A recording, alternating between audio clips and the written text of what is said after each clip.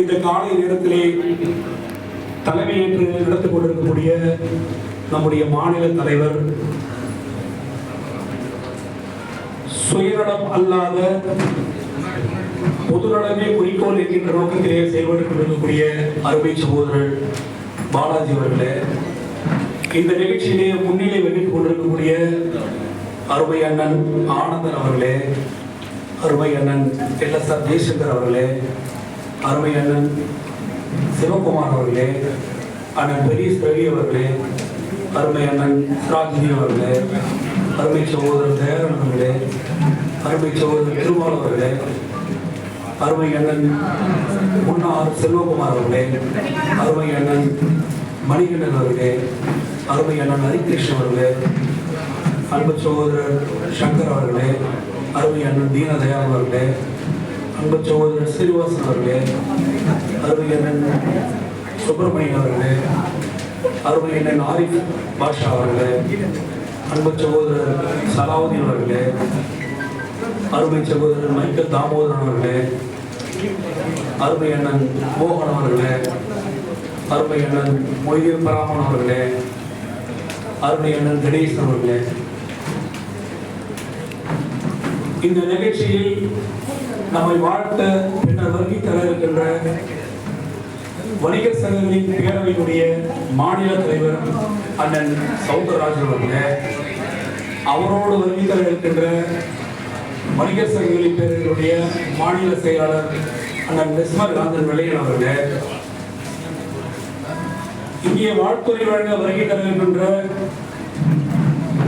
தமிழ்நாடு பழம்பொருள் வியாபாரிகள் நலச்சங்கத்தினுடைய தலைவர் முனைவர் அண்ணன் ஜெயக்குமார் அவர்களே, நம்முடைய இந்த நிகழ்ச்சிக்கு அதிகமான ஒத்துழைப்புகளையும் அதிகமான உந்து சக்தியை நமக்கு நம்முடன் இருந்து அளித்துக் கொண்டு இந்த நிகழ்ச்சி துவக்கத்திற்கு முன்னே நம்மோடு வந்து அமர்ந்திருக்கக்கூடிய சென்னை அனைத்து நுகர்பொருள் விநியோகஸ்தர் சங்கத்துடைய தலைவர் முனைவர் அண்ணன் கே நடராஜன் அவர்களே,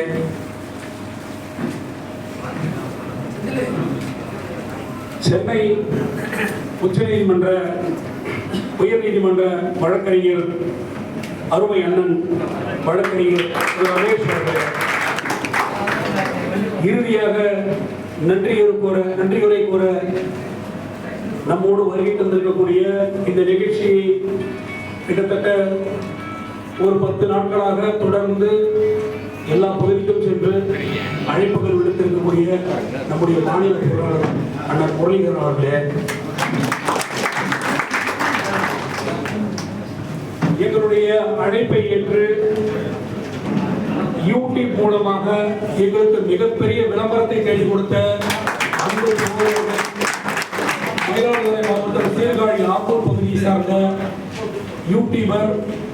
யூடியூபர் மட்டுமல்லாமல் நம்முடைய சக தொழிலாளி ஒவ்வொரு நாளும் தொழிலை செய்து கொண்டே யூடியூபின் மூலமாக இந்த தொழிலை ஒட்டுமொத்த தமிழகத்திற்கும் எடுத்துரைக்கின்ற அருமை சகோதரர்கள், இருவருமே சகோதரர்கள், அருமை சகோதரர் வெங்கடேஷ் மற்றும் விக்னேஷ் அவர்கள் இருவரையும் இந்த நேரத்திலே பாராட்டுவதோடு வருவதை நான் கூட வருகிறேன்.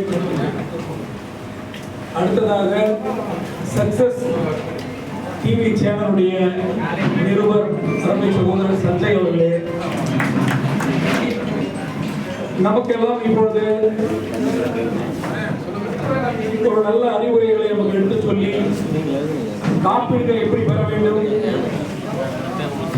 எப்படி நம்முடைய அமைப்புகளை நாம் செயல்படுத்த வேண்டும், தொழிற்சாலைகளை நாம் எப்படி செயல்படுத்த வேண்டும் என்று நமக்கு சிறந்த ஆலோசனை வழங்கி இங்கே அமர இருக்கக்கூடிய MSME நிறுவனத்தினுடைய சகோதரர் ரமேஷ் தேவதாஸ் அவர்களே,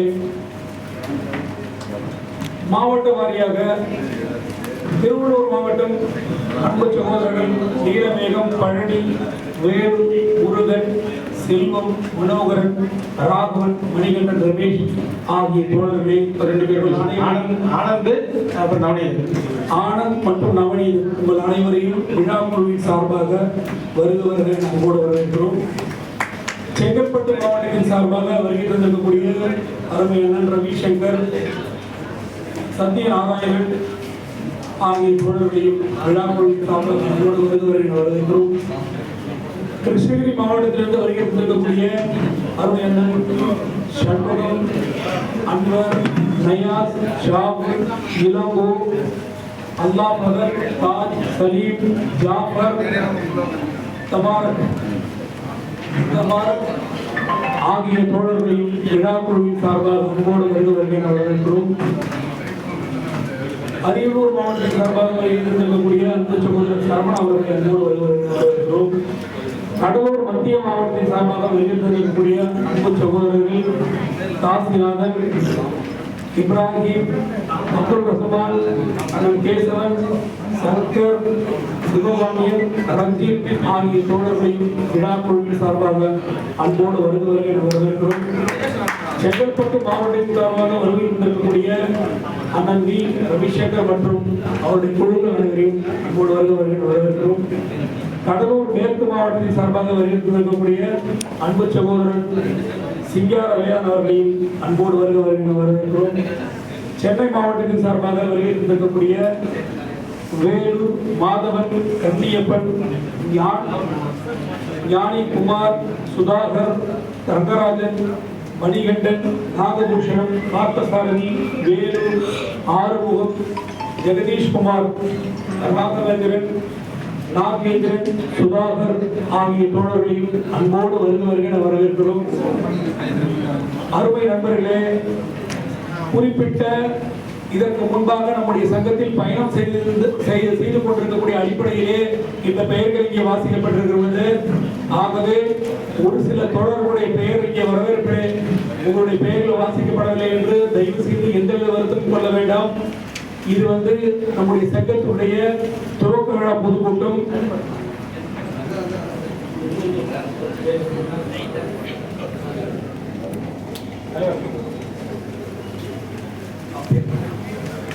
காரைக்குடியிலிருந்து நம்முடைய யூடியூப் சேனலை பார்த்து இந்த நிகழ்ச்சிக்கு வெகு தொலைவில் இருந்து இங்கே வருகை தந்திருக்கக்கூடிய அன்பு சகோதரர் அவர்களையும் இங்கே வருகிறோம். ஆகவே இந்த நிகழ்ச்சி என்பது நம்முடைய துவக்க விழா. இந்த துவக்க விழாவிலே நாம் அதிகமான நபர்களிடையே அறிமுகம் இல்லாமல் இருக்கிறோம். ஒரு முக்கியமான விஷயம் என்னவென்றால் சகோதரர்களே, இந்த நிகழ்ச்சியை நாம் பெரிய அளவில் ஏற்பாடு செய்யவில்லை. காரணம் என்னவென்றால் 2022ஆம் ஆண்டு தமிழ்நாடு வெள்ளி தொழிலாளர் முன்னேற்ற சங்கம் என்கிற ஒரு பெயரிலே இந்த சங்கத்தை ஆரம்பம் செய்து கிட்டத்தட்ட 5.5 வருடங்களாக இந்த சங்கம் சிறப்பாக செயல்பட்டு வருகிறது. இருப்பினும் கூட சில குறிப்பிட்ட பகுதிகளுக்கு மேல் இந்த சங்கம் சென்றடையவில்லை. இப்படி இருக்கக்கூடிய இந்த சூழ்நிலையில் இந்த சங்கத்தை சிறப்பாக செயல்படுத்த வேண்டும். இந்த நம்முடைய தொழிலாளர்கள் விழிப்புணர்வு இல்லாமல் இருக்கின்றார்கள். அது நாம் அனைவரும் அறிந்த விஷயம். குறிப்பிட்ட சில நபர்கள் மட்டுமே வலைதளங்கள், முகநூல் போன்ற சோசியல் மீடியாவிலே பரவலாக செயல்பட்டு வருகிறார்கள். பெரும்பாலான தொழிலாளர்களை நாம் பார்த்தோம் என்று சொன்னால் காலையில் தன்னுடைய வியாபார நோக்கத்திலே கடையை தொடர்ந்து வேலைகளை செய்துவிட்டு ஈவினிங் ஒரு 6 மணி ஆகிடுச்சுன்னா நம்மளுடைய வேலை முடிச்சு போயிட்டு இருக்கோம்.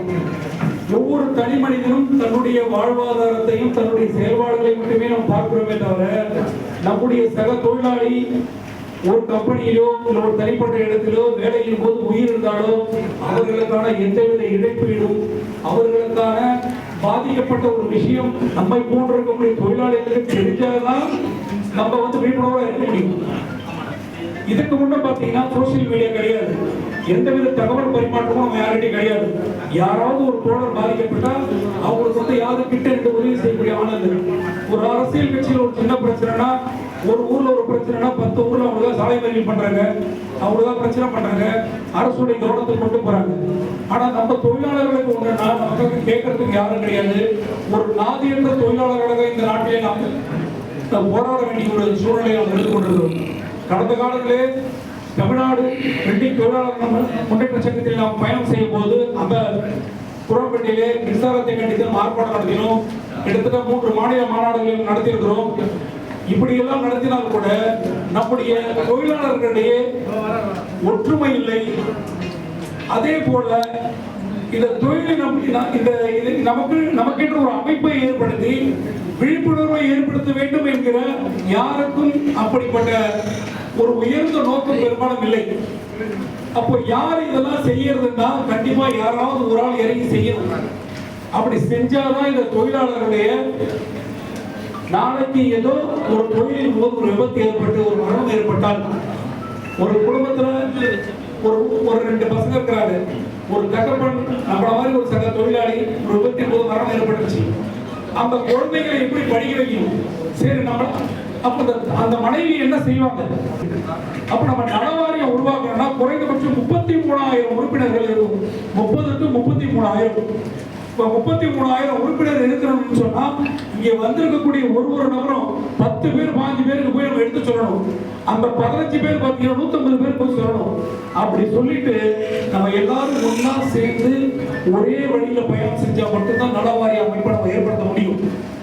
அந்த நலவாரியங்கிற விஷயமே நம்ம நிறைய பேருக்கு தெரியல. இங்க வந்திருக்கக்கூடிய நிறைய சகோதரர்கள் நலவாரிய அடையாள அட்டையை வேற அமைப்பின் மூலமா, கட்டுமான தொழிலாளர்கள் மூலமா, அமைப்பு சாரா தொழிலாளர்கள் மூலமா, அந்த மாதிரி சில அமைப்புகளை சார்ந்து இந்த நலவாரிய அடையாள அட்டையை வாங்கி வச்சிருக்காங்க. முன்னெல்லாம் நலவாரிய அடையாள அட்டையில பாத்தீங்கன்னா மரத்தினுடைய காப்பீட்டு தொகையா 5 லட்சம் கொடுத்தாங்க. கடந்த ஆட்சியில திமுக ஆட்சியில 8 லட்சம் ஆகியிருக்கிறாங்க. இப்ப ஏதோ ஒரு எதிர்பாராத ஒரு மரணம் ஆயிடுச்சுன்னா ஒரு 8 லட்சம் கொடுத்தா அந்த குழந்தைகளோட படிப்பு நின்று போகாம அந்த குழந்தைங்க அந்த படிப்பை நல்லபடியா முடிக்கும். அந்த குழந்தைங்க அந்த படிப்பு முடிச்சு அந்த தாயை நல்லபடியா வச்சு காப்பாற்றுவாங்க, தன்னுடைய வாழ்வாதாரத்தை அவங்க தேடிக்குவாங்க. அப்ப இதுக்கெல்லாம் நம்ம என்ன செய்யணும்? நம்ம கிட்ட மிகப்பெரிய விழிப்புணர்வு இருக்கணும். ஆகவே சகோதரர்களே, இந்த சங்கம் என்பது தமிழ்நாடு மட்டும் அல்லாமல் தமிழ்நாடு தாண்டி தென்னிந்திய வெள்ளி தொழிலாளர் சங்கம் நம்ம வச்சு பேர் எடுக்க காரணம் என்னன்னா, தமிழ்நாடு தாண்டி பாண்டி, ஆந்திரா, கேரளா, கர்நாடகா, தமிழ்நாடு சொல்லிட்டு ஒரு 6 மாநிலங்களை இணைக்கக்கூடிய விதமாக இந்த நிகழ்ச்சியை நம்ம ஏற்பாடு பண்ணியிருக்கிறோம். கிட்டத்தட்ட 1 வருஷமா இதை நம்ம எப்படி செயல்படுத்தணும், இந்த நிகழ்ச்சியை நம்ம எப்படி செயல்படுத்தணும், ஒட்டுமொத்த தமிழகத்தில் இருக்கக்கூடிய எல்லா மாவட்டத்தில் இருக்கக்கூடிய தோழர்களை எப்படி ஒருங்கிணைக்கணும். இன்னைக்கு ஆந்திரால இருந்து நம்ம கிட்ட பேசுறாங்க. உங்களுடைய Facebook பக்கத்தெல்லாம் பார்க்குறோம், உங்களோட நிகழ்ச்சியெல்லாம் பார்க்குறோம், எங்களுக்கு ரொம்ப பிடிச்சிருக்குன்னு சொல்லிட்டு அவங்களுக்கு தெரிஞ்ச அந்த கொஞ்சம் அந்த அரைகுறை ஹிந்திலையும் நம்ம கிட்ட தொடர்பு கொள்றாங்க. அப்ப அதெல்லாம் பார்க்கும்போது நமக்கு ரொம்ப மகிழ்ச்சியா இருக்கு. ஏன்னா நம்ம சிறப்பா செயல்பட ஆரம்பிச்சிருக்கும் போது நம்மள சார்ந்து வராங்க. அது மட்டும் இல்ல தோழர்களே, இந்த சங்கம் இப்பொழுது அதிகமான கூட்டத்தை நமக்கு கூப்பிட முடியாது. ஏன்னா இப்ப எல்லாருக்கும் அறிமுகம் இல்லாம இருக்கும். அதனால குறிப்பிட்டு இருக்கக்கூடிய ஒரு 7-8 மாவட்டத்தில் மட்டும் நம்ம சொல்லி இந்த துவக்க ஆரம்பிக்கலாம் சொல்லிதான் ஒரு குறைந்த நபர்களுக்கு மட்டும் நம்ம அழைப்பு எடுத்திருந்தோம். இருந்தாலும் கூட யூடியூப், Facebook மூலமா அதிகப்படியான நபர்களுக்கு ரீச் ஆயிருக்கு. எல்லாருமே நேற்று ஒரு 4 நாள் நிறைய என்கொயரி நாங்க வரட்டுமா அப்படின்னு சொல்லி கேட்கும் போது நாங்க என்ன சொன்னோம், இல்லைங்க இது ஒரு சின்ன அரங்கத்துல தான் ஏற்பாடு பண்ணியிருக்கோம். இனி வரக்கூடிய காலத்துல ஒரு 2 மாசம் கழிச்சு ஒரு மிகப்பெரிய நிகழ்ச்சி ஏற்பாடு பண்றோம். அப்போ அந்த சுற்றுப்பயணம் ஒவ்வொரு மாவட்டமா மிகப்பெரிய பிரம்மாண்டமான நிகழ்ச்சி நடத்த போறோம். இது ஒரு முதல் கட்டமா இந்த நிகழ்ச்சி ஒரு துவக்க விழா தான் வைக்கிறோம். அதனால அதிகப்படியான நபர்கள் இந்த அரங்கத்தில் உட்காரக்கூடிய அளவுக்கு எங்களுக்கு போதுமான இடம் இல்லைன்னு சொன்னதால இது ஒரு சின்ன நிகழ்ச்சியாக ஆரம்பிச்சிருக்கிறோம். இந்த